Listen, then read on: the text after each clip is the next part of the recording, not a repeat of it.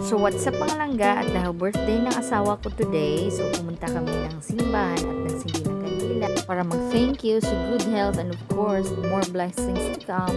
At binilhan ko siya ng cake para naman ma-blow si Zoe.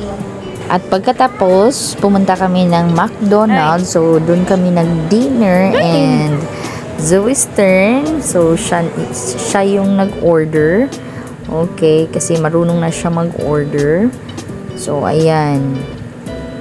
Ang daming tanong.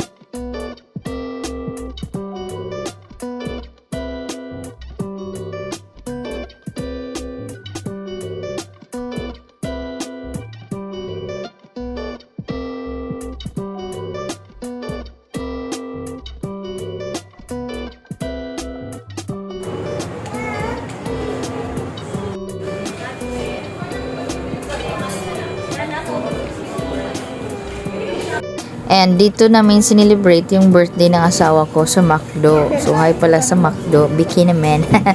Joke. And dito kami kumain. Kami lang ng anak ko.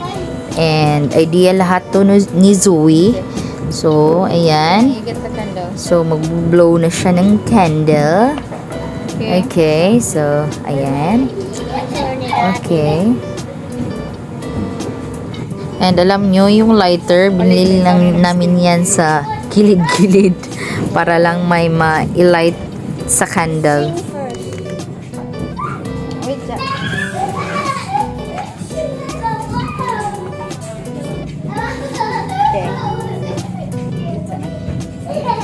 Okay.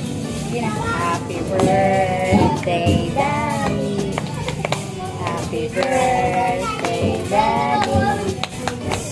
Happy birthday, happy birthday, happy birthday, Daddy. Happy birthday, Daddy love. I love you. Happy birthday, Daddy! Yay! No!